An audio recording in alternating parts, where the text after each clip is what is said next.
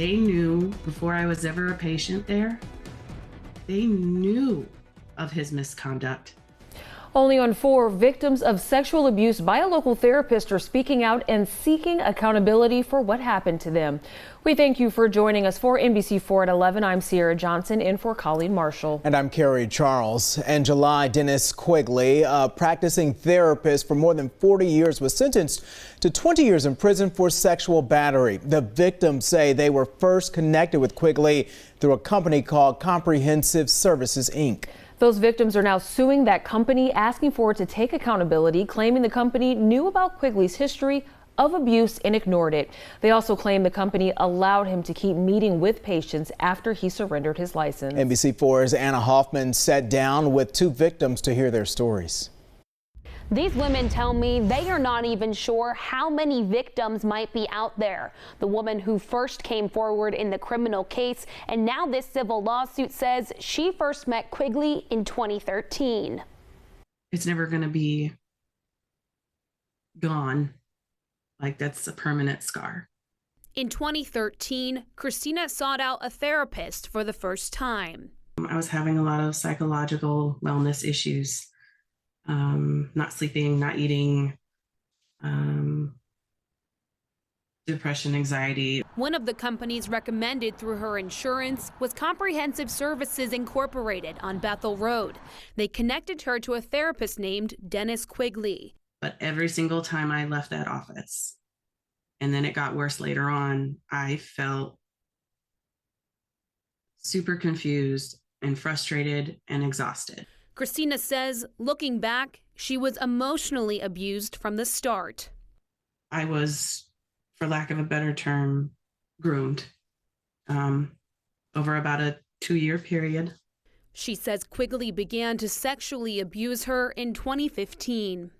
Were you able to tell anybody about this as it was going on, or did you harbor it all inside? Oh, no.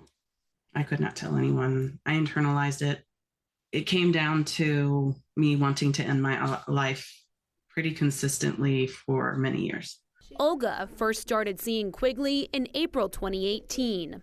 I never had any experience with therapy before.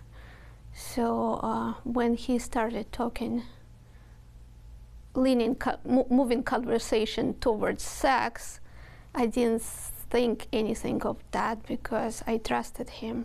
She says 4 months later, Quigley started to get physical with her. And I felt so anxious. I felt like my head just blew away. She says all of the past trauma she went to Quigley to seek help for just escalated to the point where she contemplated taking her own life. She says it took her 1.5 years to tell her husband, then report Quigley. In September 2021, Quigley surrendered his medical license, but the victims claim he continued to provide therapy services.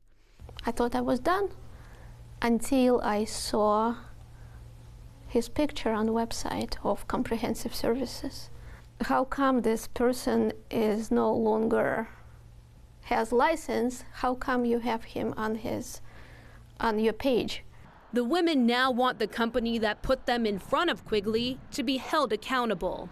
A goal is to protect patients, right? To protect patients, protect their well-being. And when one of their employees does something wrong, now we're in a situation where rather than be responsible, protect the patient, they're holding up their hands and trying to escape liability. Abby Chin, Christina's attorney, says they filed the complaint on August 17th. Do you blame Comprehensive Services? Yes, I do. So they knew that this person is an abuser. Why didn't they stop him? I have sent 3 emails to the lawyers representing Comprehensive Services since conducting these interviews on September 5th. I did not get any response back. This morning, I was able to get a hold of one of them by phone and was told by her she did not want to speak with me, and then she hung up the phone.